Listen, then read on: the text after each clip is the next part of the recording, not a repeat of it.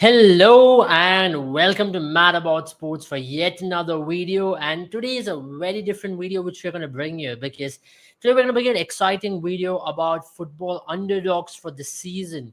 Because this season has seen some teams really overachieve, really come out of the ruins, and really perform well. Now, that includes some of the topmost European clubs out there who have played some impressive football and who have been really impressive in their league from coming back from tough situations. So today we're going to be talking about these teams. So we picked three of these teams, especially to start off with, and we also included four rather. So we'll talk about starting off with Bayer Leverkusen because now Bayer Leverkusen, everybody's talking about them, made it to the Europa League semi-final. Now they are sixth in their league with a game to be played in hand. Now they've been playing some good football there as well under Xabi Alonso. Remember, when Xabi Alonso took over this team earlier this season, this team was struggling at 17th position.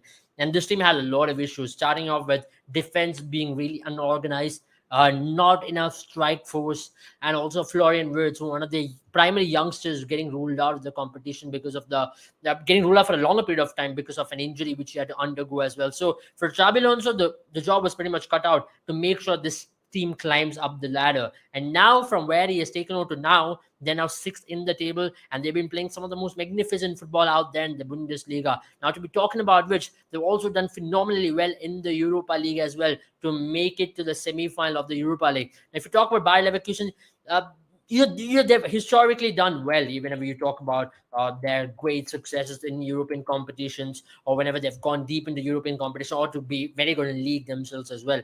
And after defeating Julen St. Galois in the quarterfinal 4-1, that really showed how good football they can play away from home. That an aggregate of 2-5 is what they want, what they really help them to go into the next stage of the Europa League as well. So that is something which we are going to talk about. Let's talk about some of the main players of the Bayer Leverkusen. Let's look at some of the stats because this team has been very impressive in terms of a lot of reasons. Number one, to start off with, they play the kind of football which you want to see from them, right? Number one, they've played at home. They played 15 games. They won 8 of them. They've lost 5. That includes a lot of the games away in the initial part of the season as well. And to start off with, away from home as well, they've had a decent record. They've won 6 and also lost 5. So it's been overall, what to say, they've lost 5 both home and away. But the impressive part about this is the number of goals scored. 1.77 goals scored per game.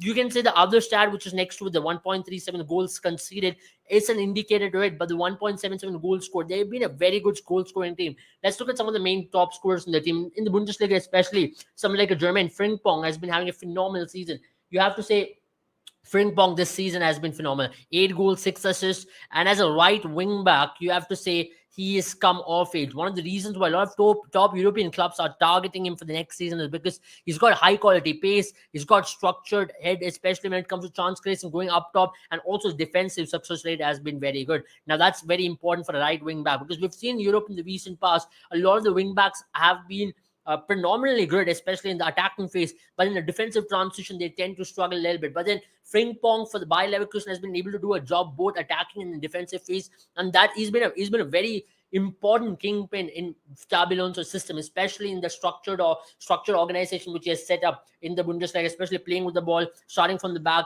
and also he actually uses his wing backs to best of effect. Now we've talked about Musa Diaby as well, another player who scored 9 goals this season in the Bundesliga, got a lot of pace, and that's where if you look at Xabi Alonso's system, it includes a lot of pacey wingers and pacey wing backs because they often tend to play from wide and try to cut into spaces, and also midfielders are so important. Now Florian Wirtz coming back in the team, he plays as an attacking midfield, especially against low block teams. We have seen how he breaks the block by making those decoy runs, by getting in behind, helping getting the ball in wider spaces for Musa Diaby and also Frank and also for Frimpong to come in spaces. So that's been the way how they operated. And you have to also talk about Tar as well, been a very important defensive player for this team because their build-up starts from the back, from Radecki. That's where the build-up starts, and they played some good football. At the end of the day, you have to say one of the underdogs who needs to be noticed, who needs to be given the recognition for this season, has to be Bayer Leverkusen, just on the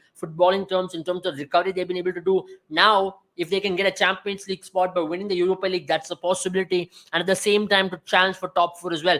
So coming back to which, where we are talking about Xabi Alonso, he's still a very young manager in his career. He's still going to progress a lot ahead in terms of his managerial acumen. He's still learning on the job. You can say his first season, and the first season is first season can be a blessing in disguise for a lot of managers as well, because a lot of the opposition managers have not really discovered you how you go about your trades.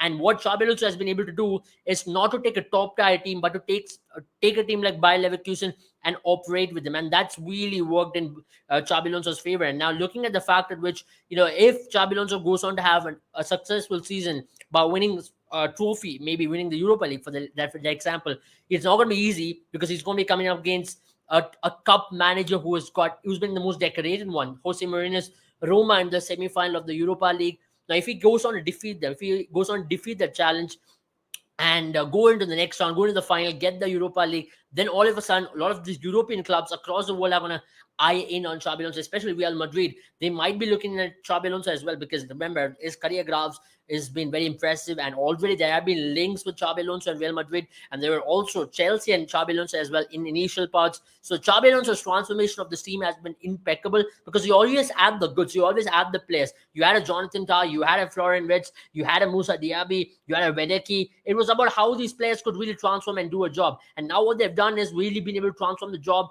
and they've been able to do a very good job as well. Now, we had Patrick Schick is another example. He's been phenomenal every time he's got an opportunity. Him as that player in the system has been very useful, because people might look at his stats at the end of the day, but his involvement, especially putting pressure, winning the off the ball work, has been phenomenal. And also to add to that, defensive force of Hincapi from Ecuador as well. He had a good World Cup as well with the Ecuadorian team. So the way in which he's been used in the system, especially as a good ball playing defender, that's been used. And remember, Xabi Alonso has not used someone like a Callum Hudson-Odoi. A lot of other managers previously in the Bayer Leverkusen system did use Callum Hudson-Odoi, but Callum Hudson-Odoi has not been really preferred. One trait from Xabi Alonso is that he sticks to his system. He doesn't tinker away with his 11 a lot. He has got a fixed 11, which is so important for a manager at the end of the day, to find his ideal 11 and ideal positions. And that's something which Xabi Alonso has been able to discover so early on, especially with Bayer Leverkusen, and they've been able to do a phenomenal job. Now, that's been one of the underdog stories to watch out for from this season.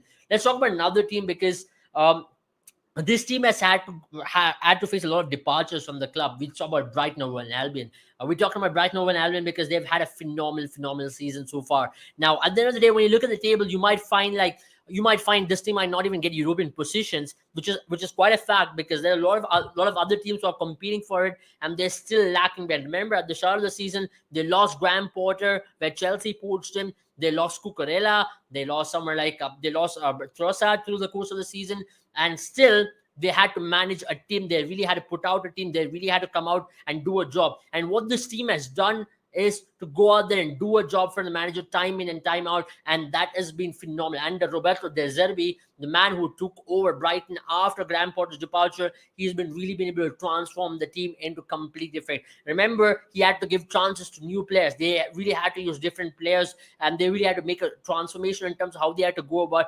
Remember, after the World Cup, there was linked with Moses Caicedo as well, linked up with Arsenal, almost a transfer there.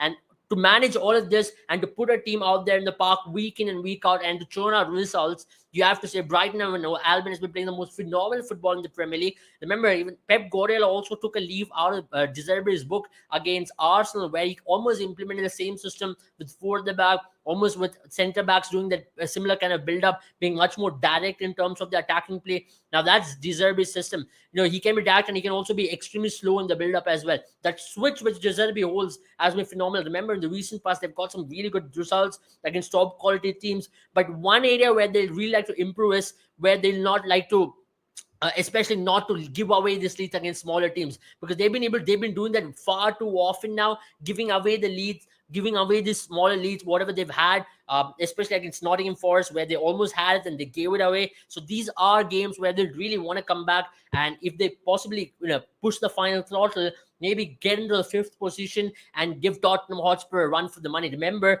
it's just 3 to 4 points separating the number 5, number 8 in the Premier League at this point of stage, and it's just one game each. With Brighton having extra 2 games in hand as well, Europa League position is well deserving for a team like Brighton, you can say so. And if they go on to do well, that's going to be a testament to how great they've been. Let's put out some stats for this team, right? Because Solly March, what a phenomenal player he's been. You can say the FA Cup penalty miss was one of the bad moments for him the entire season, but other than that, he's been outstanding. You have to, he really was on top of this game throughout the season, where he has really been able to be that catalyst in the midfield for them. And he's really churned out some important results, moving up upfield, and also giving those attacking threats up top alongside Alexis McAllister. Remember, Alexis McAllister is another important player in the system. Coming after a World Cup win, the eyes were on him, and already now there are a lot of link ups with Alexis McAllister and other teams as well. He's been a vital cog in the system as well. The way he's been able to run that midfield, go in attacking positions, be more creative out front, and also do defensive work rate as well. Alongside Moses Caicedo, Groff, and March, this team has been the team to watch out for. You can say Ivan Ferguson has been one of the gems of the season alongside NCCO. You have to say Ivan Ferguson, 18-year-old striker from Ireland. He scored already 4 goals in the Premier League, and he's looked like a player who's for the future for this club. He's looked like a striker who's well aware, well matured, and he's done a job in the Premier League for them. And they've also given him the contract extension. You have to say De Zerbi has used his resources like no other manager. With limited resources, with whatever turmoil the club had to go through, he has really managed his club to the best of utilities, and you would really want to see them in Europe next season. And that's why Brighton Hove Albion has been one of the primary underdogs of the season, and has been one of the clubs to watch out for, just in terms of the story in itself. Now let's talk about another team. It has to be Newcastle United, because what a run this season. We've spoken about Newcastle previously as well, with the kind of phenomenal run they've had throughout the season, the kind of position they've been able to achieve. Remember, they had a takeover. A lot of people might go back to the fact that they had a Saudi takeover. They've got the money coming in, but regardless of that, we have to say, with the kind of players and resources they've had so far, Eddie Howe has done a job for Newcastle United to be in top four, and now almost they're securing a Champions League position for the next season.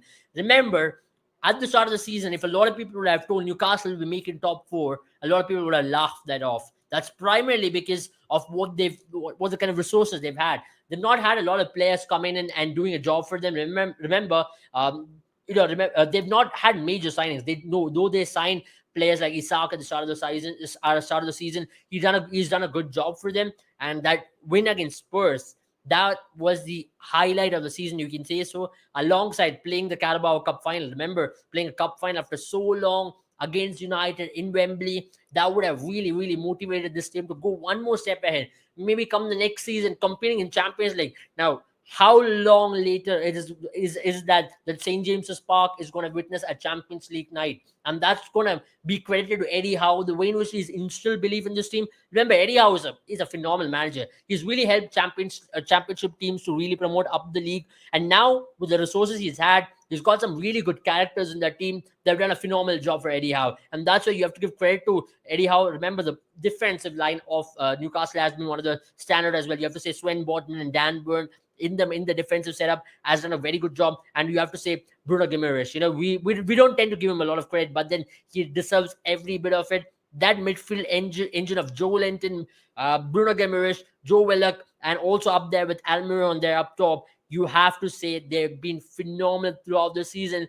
And to add to that, Callum Wilson's striking force, and also Isak as well. Isak is a new signing into the team, but then he's really settled in. He's already scored 10 goals in the Premier League, and he really looks like the player up there. And Eddie Howe has really managed his resources really well. The way in which they played some impressive football. They've been pressing on triggers. They've really been able to be much more fluid up there. And that's been one of the keys as well. It's not like they've played old style English football, just play long balls, and one of those Newcastle teams of the past. They play some really good footballs, maintain possession on the ball, use the wingers. Trippier has been very useful for them, especially moving up top in defensive work rate. Especially, he can do a job up top in transitions, and also in defensive transition, he's solid there as a wide back. So he's been important for them alongside Scar, Boatman, and also Dan Burn. They've been a very important team. And to add to that, you have to say some of the players who've really shown improvements under Eddie Howe has also been someone like Joe Linton. Joe Linton was a write-off at the start of the season. A lot of people did not really think Joe Linton will have the kind of season which he had. And also, you have to see Callum Wilson's improvement as a striker, as a forward rather, has been very, very impressive for Newcastle United. And Newcastle United has been one of the stories to watch out for.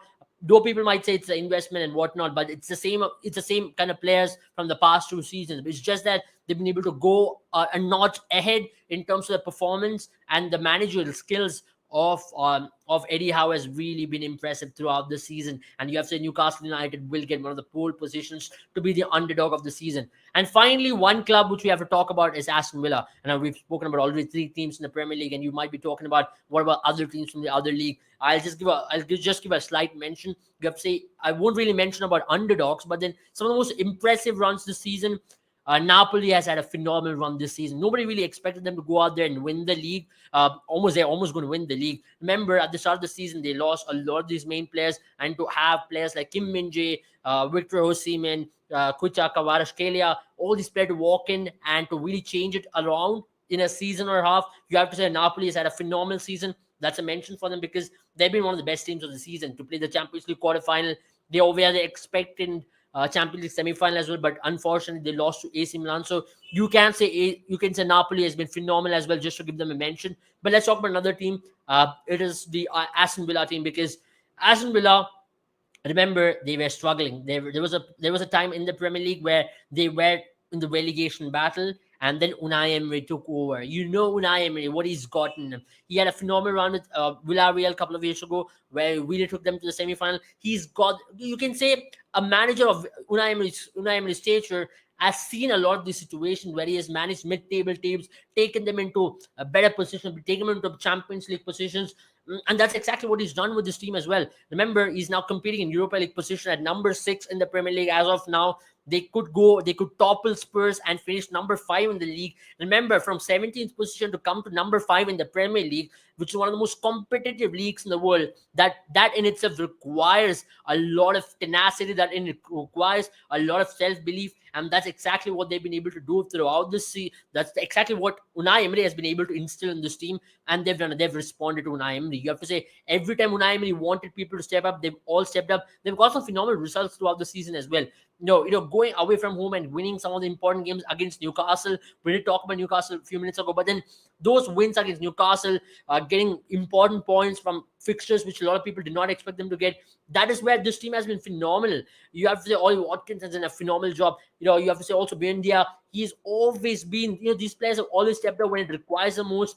And you have to say, the defensive force of Tyrone Mings and also Marina Ashley Young. Ashley Young he will always remain young because he's always going to be there doing a job, whichever manager it has been, raising the hands for him and doing a job for them. And also you have a goalkeeper of Emiliano Martinez class, who's just won a World Cup, the Golden Glove. That also brings a leadership acumen into the team. So that's why Aston Villa, not the most impressive footballing team from the past 3 teams I've taken, because they've all played some impressive football as well in terms of their progression. But then just in terms of progression, in terms of churning out results, their expected position at the start of the season to where they are right now, you have to say Aston Villa has been one of the underdogs of the season. And if they can build on, if they can get some important signings in the summer transfer window, you can say they might be in there with another European challenge, and they might go on to do well in the European competitions as well, wherever they compete, because they've got the characters, they've got the players in them to go out there and do a job. It's just about now converting it and now doing a job there and thereabouts. So that is about it from us in terms of looking at the underdogs of the season. There have been some phenomenal underdogs. The stories keep coming every season, but this season has been even more special because there have been some teams who have really been standout this season, and the names I've taken, it's just few of them. There are many, many more as well. Maybe this one video might not do justice to that, so I've given some mentions as well. So do check out more of our videos in the coming weeks. We're going to be coming up with some live streams, some exciting interactions as well. So do check that out, because we are going to keep you excited and hooked as well. And do check out our courses. The link is there in the description. If you're an aspiring cricket analyst or a football analyst, do check our courses out. And do not forget to share and subscribe to our channel, and also follow our Instagram page, where we're going to be keeping you updated with all the latest sporting news across the world. Thank you, and have a good time, all of you. Bye-bye.